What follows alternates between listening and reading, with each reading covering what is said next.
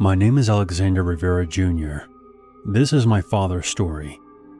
He's a Cuban immigrant who came to America when he was less than a year old. I will tell this story from his perspective. I've lived in the Tampa Bay area for almost my entire life, and I've always enjoyed going on night jogs. The punishing heat of Florida makes this a necessity most of the time, but there's something about the quiet atmosphere and the distant city lights that has always made me feel relaxed. I would usually jog in the neighborhoods north of downtown St. Pete, where the streets are lined with bungalows and oak trees. I sometimes went a different way when I was feeling more daring, but I would usually stick to the route that's most familiar to me. One evening, around late April of 1980, a little after 11 p.m., I was about a mile into my jog when I slowed at a street corner to catch my breath. That's when I felt that something wasn't right, like someone was staring at me hard enough to feel it against my skin. I looked up. Down the road, on the roof of a 2-story building, something was crouched down. It was too big to be a raccoon or a cat. It was hunched forward, arms, or whatever they were, braced on the shingles. Its shadow stood out against the glow of the streetlight. It was when it turned its head toward me that I saw its eyes, 2 glowing red points that caught the light as they locked onto mine. I froze in place. My heart hammering against my chest was louder than my breathing. For 3, maybe 4 seconds, we just stared at each other. It then shifted and slipped over the ridge of the roof and vanished. I didn't see it flying away, but I did hear the sound of giant wings flapping. I stood there on the street corner for a moment, telling myself it was the trick of the light. Maybe it was a great horned owl or another massive bird. But those eyes stayed with me the whole way home. I didn't get much sleep that night. 2 days later, my sister insisted on a family dinner at the Columbia in Ybor City, which is across the bay from St. Pete. The place was packed as usual. We were waiting outside the restaurant for my parents to park their car. That's when I felt the same pressure I did 2 nights before. I turned, scanning the rooftops across the street, and there it was again. Perched on top of a nearby factory building, hunched in that same posture, with those same glowing red eyes, staring right at me. There were people walking below it, laughing, taking photos, completely oblivious. I grabbed my sister's arm. "Hey, do you see that?" She followed my gaze. See what?"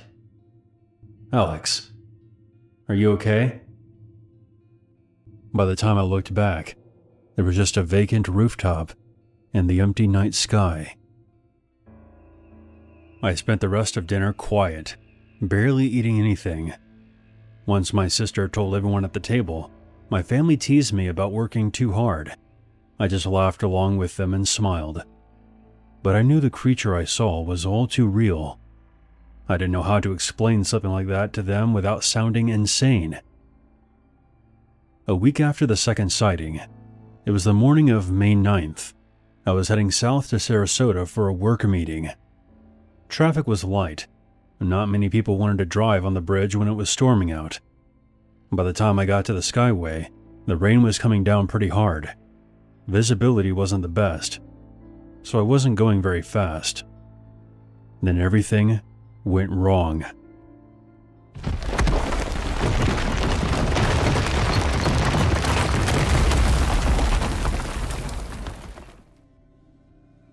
A sudden violent shudder ran through the entire structure. For a half a second, I thought it was just a powerful wind gust. But then I saw brake lights flaring ahead of me. The concrete, steel cables, guardrails disappeared from view, followed by the sounds of screeching tires. I saw a couple of cars ahead of me plummet into the bay below. I felt my car getting rear-ended, but thankfully, It wasn't enough to push my car forward to take the plunge. I do remember there were still a few cars between me and the collapsing bridge. I don't remember the next few minutes clearly, just the wind howling through the gap, the sounds of groaning metal, and people screaming from the cars behind me. I didn't see this personally because of my vantage point, but apparently a freighter had collided with the skyway, which brought down a massive section of the bridge, sending 6 cars, a truck, and a passenger bus plummeting 150 feet into the water. 35 people were killed that day. It was only when I got out of my car that I saw the massive ship wrecked against the bridge.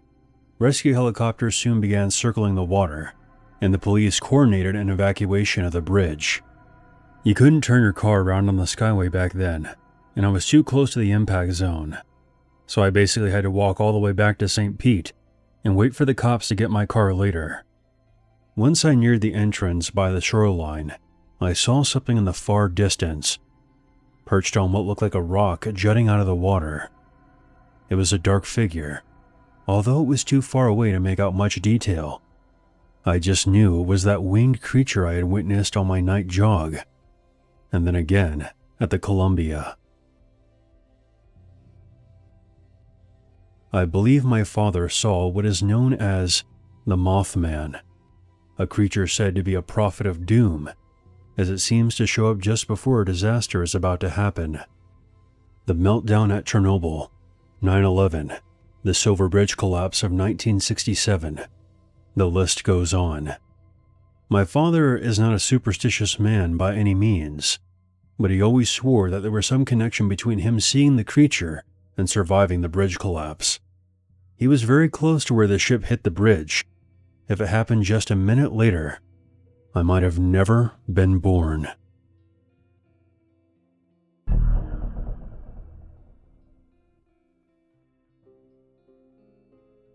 When my grandfather Antonio was still alive, he rarely ever spoke of his youth. One of the only stories he ever told me happened in the summer of 1937. He was 15 years old, living on a small farm in the rugged hills of northern Portugal. The land was hard, and the work was non-stop. One evening he got into an argument with his father, and he stormed out into the forest. He wanted to walk until his anger subsided. He made his way deeper into the ancient forest that blanketed the hills. It would soon be dark, but he knew these woods very well. He could navigate them even at night. He kept following the game trails until eventually he stumbled into a small clearing. In the moonlight, he saw a crumbling stone house he had never seen before. It was half swallowed by the moss and ivy. No smoke was coming from the chimney, and no lights could be seen in the narrow windows. It looked like it had been abandoned for a long time. Curiosity drew him closer. The heavy wooden door hung crooked on its hinges. He pushed it open. A putrid stench overwhelmed him. The moonlight slanted through the open gaps in the roof, illuminating piles of bones scattered across the dirt floor. There were leg bones, rib cages, etc. Thinking this must have been where a hunter stored animal carcasses, he entered the house and kicked at a pile of bones near the entrance, scattering them around. Something then rolled toward him to rest against his foot. It was a small, human skull. He backed out of the house, heart pounding, and made a run for it. Halfway across the clearing, he stopped and looked back one last time. From the edge of the trees, there was something watching him. It was a tall, hunched figure, barely more than a silhouette. It didn't move. It simply watched. My grandfather ran all the way back home. He found his father and told him everything. At first, his father thought it was just his imagination, but there was something in Antonio's eyes that convinced him otherwise. The next morning, his father formed a posse of local men, farmers, hunters, and even the village priest joined in. They followed Antonio back to the stone house in the clearing. It was exactly as he described. They found several more skulls in the house. The men searched the surrounding woods for hours, looking for more remains, or maybe the perpetrator, but they found nothing else. By that evening, they returned to the village, carrying a few of the small skulls to show the authorities. Portugal in the 1930s was a very closed-off country. Many villages didn't communicate with each other, so the reports of missing children from nearby settlements never reached my grandfather's village. It was only after the discovery that the villagers were made aware of a string of disappearances that had been happening in that region for the past month. The very next morning, another farm boy who my grandfather knew vanished. He had gone out to fetch water and never returned. Another posse was formed. The stone house was the first place they went to, and then the forest that surrounded the village. But the searches turned up nothing. A month passed. The village grew tense. People avoided going into the woods after dark. Antonio tried to forget about what he had seen, but the memory haunted him. One late afternoon, he was working the edge of their fields. Missing children or not, there was work to be done. He spotted a small figure. It was a boy, around his age, walking purposefully toward the forest line. Something about the way he moved seemed dreamlike. Antonio called out, but the boy didn't turn around. Against his better judgment, he followed him. He was armed with a brush hook, and he reasoned that by the time he went back and told his father, this boy would either disappear or be killed. He trailed him through the trees, staying just far enough back to remain unseen. The boy headed straight for the clearing with the old stone house, which now sat abandoned once again after the bones had been removed. As they neared it, the boy simply vanished. One moment he was there, stepping around a thicket. The next, he was gone, as if the forest had swallowed him whole. Antonio froze, and then he felt it again, that same heavy gaze. He slowly turned his head. There, standing at the edge of the trees, stood the figure. It was closer this time. He could make out ragged clothing that hung off it like shrouds, long arms ending in claw-like hands. My grandfather screamed and fled back to his home, never returning to that stone house. Many disappearances between the 1920s and 1950s, spanning across Portugal and Spain, were frequently attributed to the El Cucoy folklore, but it's often dismissed as a coping mechanism in place of a rational explanation. But what if that can't account for all the missing children? What if sometimes there is something lurking in the dark?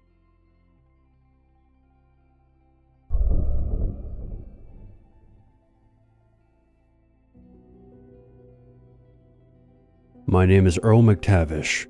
I've been hauling freight up and down the Manitoba roads for about 5 years now. I'm not really the type who scares easy. Give me a full tank of gas, a thermos, and a clear highway, and I'm a happy camper. I'll hook in the Bluetooth and listen to some podcasts to pass the time. I've never been one to believe in cryptids, ghost stories, or anything supernatural, but after what happened to me last week, I've changed my tune. I was heading north out of Winnipeg. It was one of those pitch-black prairie nights. I've been driving since 4 in the morning. My tank was full, but I was gassed. My eyes were becoming heavy. Shoulders kept locking up. I knew I had to pull over when the road started playing tricks on me. I would say this was around 2:30 a.m. I spotted an old blue sign for a decommissioned rest stop just north of St. Andrews. That place had been shut down for years. Had a real creepy vibe, with its boarded up windows, cracked asphalt, weeds pushing up through everything. I thought better to pull in there to catch a quick nap, rather than end up causing a pileup on the highway. So I eased my rig down the ramp and parked in the wide open parking lot. Not a minute later, I crawled into the back bunk and passed out. About 3 hours later, I woke up. The sun was coming up, but it was still dark and quiet. And I mean real quiet. I didn't even hear the natural sounds of the forest. It was very eerie out here. I got out of my cab and wanted to stretch my legs for a bit. So I decided to walk around the old rest stop building and get the blood flowing. I've driven by this place a couple times, and I've always wondered what it looked like on the inside. The entry door was already halfway open, and just kinda swinging there back and forth. I grabbed my big Maglite and wandered over. The inside smelled like mold and something sharp, like copper. I swept the light around. Some old vending machines, tipped over benches, wallpaper peeling off the walls. It looked like how you would expect it to. I kept advancing further, past the front desk, into a big open area that looked like it was a lounge area once upon a time. That's when I heard a voice. "Help me, please. Somebody help me." I swung the flashlight toward the far corner. What I saw damn near made my heart stop on the spot. I don't know what the hell I was looking at, but it was tall, 9 or 10 feet, easily. It had gray skin pulled tight over muscle and bone, like it had been crudely sewn together. Picture 3 torsos stitched into each other side by side, like some kind of science experiment. It had multiple heads, 3 on top, and others embedded into its side. Dead eyes staring at me, mouths hanging open. There was one head right in the middle that kind of looked like a mutated bullfrog with rows of sharp teeth. I assumed one of its heads was whispering in that broken, desperate voice. "Please, it still hurts. Help me." Then, what looked like a woman's head on the left suddenly jerked up, her eyes locked right on mine, and she screamed.